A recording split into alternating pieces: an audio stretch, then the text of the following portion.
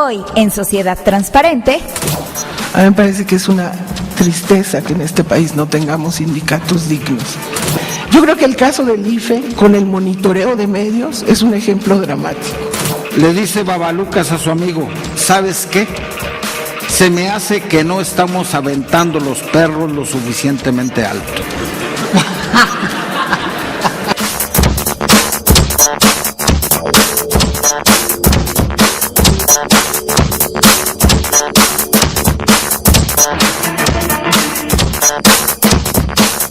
Hoy en Sociedad Transparente hablaremos de la importancia que tiene la información generada por los gobiernos para acceder a una auténtica rendición de cuentas, donde la función de las administraciones en los 3 niveles de gobierno es la clave para el combate a la corrupción.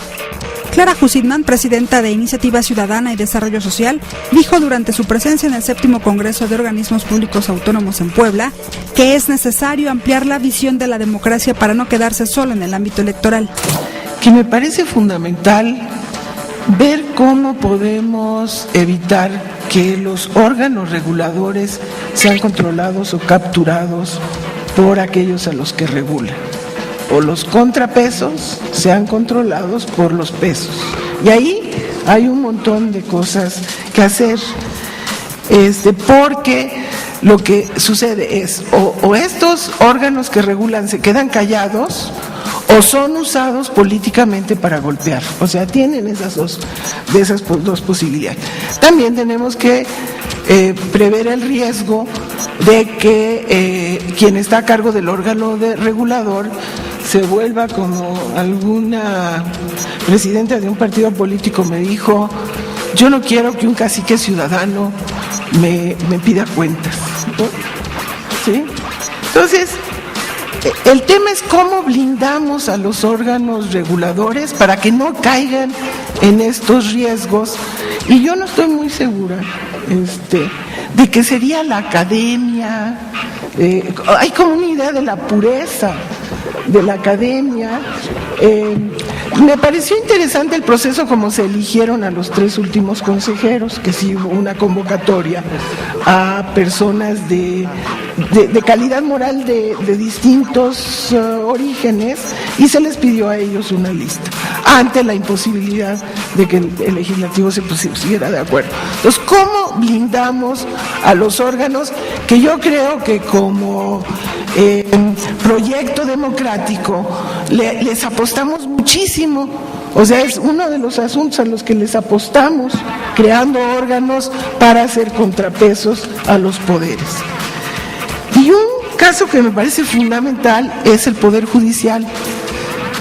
El Consejo de la Judicatura, a mí no me parece que nos esté dando garantía de la calidad de los jueces.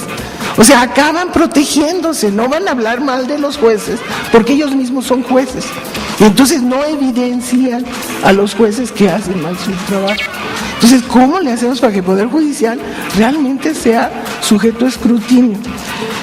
Otro punto que me parece muy importante, y estoy muy de acuerdo con Mauricio en su planteamiento: los legisladores suelen definir políticas y suelen definir instituciones, y lo hacen sin consultar a los poderes ejecutivos. Entonces, no miden las consecuencias de las decisiones que toman. Entonces, me parece que hay que exigir que cuando se va a hacer una nueva institución haya un diálogo con los poderes ejecutivos y haya una claridad en las consecuencias que esto tiene en términos presupuestales y en términos de aparato que hay que construir, toda la parte institucional. Yo creo que el caso del IFE, con el monitoreo de medios, es un ejemplo dramático. O sea, al IFE le echaron encima el monitoreo de medios sin tener capacidad. Entonces, yo creo que eso es algo que tendremos que estar exigiendo. Y finalmente, una puntualización última: yo no creo que las organizaciones civiles representamos a los ciudadanos. Y yo estoy trabajando con organizaciones civiles desde hace muchísimos años. Representamos agendas. Lo que planteamos son agendas. Y posiblemente mucho agendas de defensa de los derechos de ciertos grupos. Meter a las organizaciones civiles como si fueran también el pueblo, que es otra idea así mágica, es un riesgo. porque en este periodo sexenal, las que están sentadas, a mí no me representan. Yo no me siento que en los órganos de discusión de políticas esté representado un sector de las propias organizaciones, ya ni siquiera yo como ciudadana. Entonces hay que tener cuidado. Yo creo que es un sector poco conocido, poco apreciado. Nos movemos entre el mundo de la academia y en el mundo de las instituciones y no conocemos al mundo del activismo cívico y de las organizaciones, pero cuidado con pensar que también es algo mágico, algo bueno, algo maravilloso, también representa intereses. Resaltó que el desencanto entre la sociedad y la falta de credibilidad hacia las instituciones es la normalización de los hechos de corrupción y la ausencia de consecuencias hacia quienes incurren en estos hechos. En un momento dado quisimos sacar del Estado el control de las elecciones. Ese fue como el objetivo. Ciudadanicemos al IFE. Lo que significa ciudadanizar, pero fue sacar al gobierno del manejo de las elecciones. Y la impresión que uno tiene ahora es que los que están controlando las elecciones son los partidos políticos. Uno diría, no está mal si uno piensa que al final es una contienda entre partidos políticos, pero también están los derechos políticos de los ciudadanos y la necesidad de respetar los derechos políticos de los ciudadanos. Y entonces en este control del árbitro que empezaron a tener los partidos políticos, lo menos que se atendía era el tema de los derechos políticos de los ciudadanos. Y nos hacen pasar por unos procesos verdaderamente increíbles, simplemente estar un día, el día de la jornada, en la casilla y saber todos los procedimientos y todos los documentos que hay que llenar, derivan de la desconfianza que sí tenemos los ciudadanos, pero que los partidos la crecieron.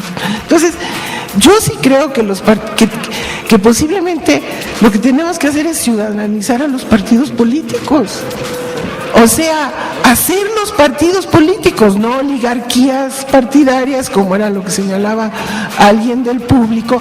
Tenemos que tomar a los partidos políticos en nuestras manos, porque sí son entidades de interés público que no son sujetas al escrutinio que se hace a otros poderes, aunque el legislativo también tiene una mala cuenta en esa materia. El legislativo también es un poder poco sujeto al escrutinio.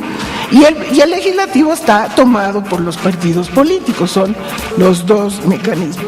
Entonces, yo lo que creo es que tenemos que exigir a los partidos políticos que informen, transparenten y rindan cuentas. Sí tenemos que hacerlo, porque lo que hacen ante el instituto, que ellos mismos están ahí metidos, no nos sirve a los ciudadanos. No sabemos qué está pasando con las campañas realmente y con los recursos que van a las campañas. Eso sí, al IFE le colocaron un fiscal que designan ellos mismos y que los tiene absolutamente aterrados, ¿no? Entonces, el tema es, yo creo que tenemos que tomar a los partidos políticos. Nosotros estamos desde el Comité Conciudadano de Observación Electoral.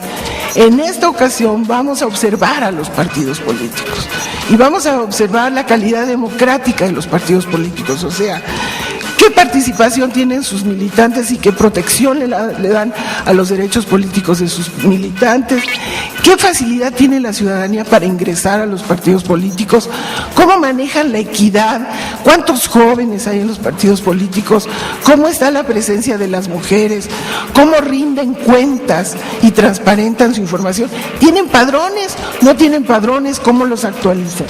Yo creo que es ese tipo de actividades en donde vamos retomando estos espacios, digamos, de los actores políticos en sentido amplio, y como ciudadanos tratamos de ir diciéndoles, señores, ustedes están muy mal calificados en términos de su calidad democrática, pero de acuerdo contigo, o sea, tienen el monopolio de la representación, ahora abren un poco a candidaturas ciudadanas, pero entonces tenemos que hacer realmente representantes de la ciudadanía y no de ciertos grupos que los controlan.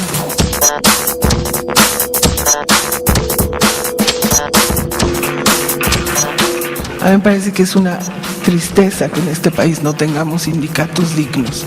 Los sindicatos son una entelequia en México en este momento y los sindicatos representaban o tratan de representar también en el libro de texto los intereses de los trabajadores. No tenemos sindicatos, entonces hay un desbalance en las estructuras de control. O sea, no hay control para la avaricia, la insaciabilidad de ciertas élites nuestras, porque no hay cuerpos sociales que hagan el contrapeso. Y me parece que ese es un contrapeso que nos ha estado haciendo falta muchísimo tiempo. Para mí el sindicato de la educación ya no es un sindicato, es más un órgano de poder dentro de las estructuras de poder, pero el tema es la representación de sectores amplios de la población en defensa de sus derechos, y ahí yo lamento que no tengamos sindicatos de libro de texto. Vamos al corte y al regresar, Armando Plata Sandoval nos hablará de los esquemas que deben implementarse para lograr una efectiva rendición de cuentas. Mi nombre es Jessica Franco y pues ojalá con estos entrevistas la gente se concientice y pues sea más transparente en todos sus actos. Regresamos con Sociedad Transparente. Continuamos con Sociedad Transparente.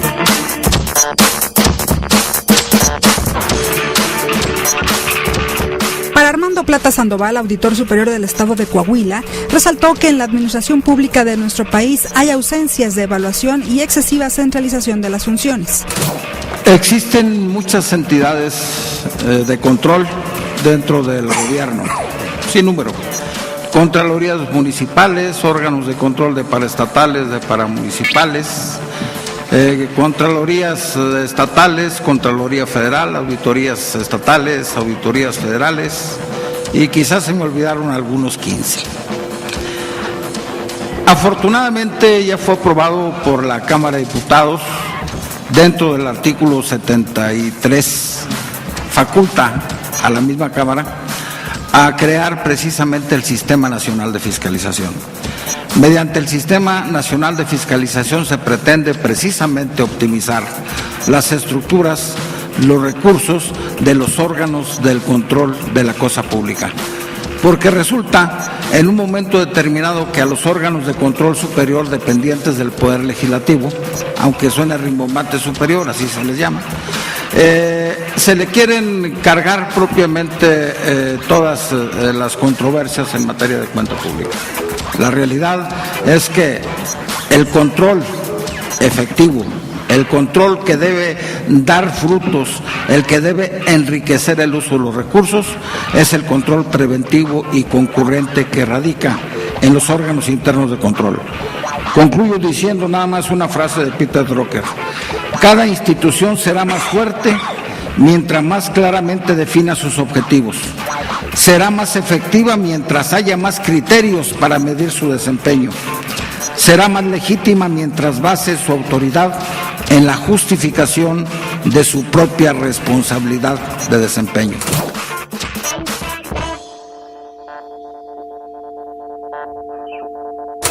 Dice Catón: Babalucas y su amigo Boborrón fueron a cazar patos y alquilaron para el caso un par de perros. Llevaban ya casi 6 horas de fatiga y no habían conseguido cazar un solo pato. Le dice Babalucas a su amigo: ¿sabes qué? Se me hace que no estamos aventando los perros lo suficientemente alto. Traían escopetas, traían perros, y al final de cuentas hicieron a un lado la escopeta y al perro le daban vuelo para que agarrara al pato en el aire. Así sucede muchas veces en la administración pública de los gobiernos. Los administradores tienen todo para poder cumplir, o al menos lo fundamental, porque sabemos que la demanda social por atender es inagotable, ¿sí? Año con año se regenera. A eso pretendemos propiamente que se tenga en la administración pública. En cuanto a lo que se refiere la deuda del Estado de Coahuila, efectivamente, en el mes de octubre se llevó un proceso de renegociación de deuda pública que no estaba registrada, la mayoría de ella inclusive en la contabilidad del gobierno. En ese sentido, lo que debo propiamente aseverar de que está observado en el informe del resultado de la Auditoría Superior del Estado bajo 3 principios generales de desviación: desequilibrio presupuestal, omisión de registros contables y omisión de la autorización del Congreso para suscribir deuda pública. Hasta ahí propiamente sería mi aclaración al respecto.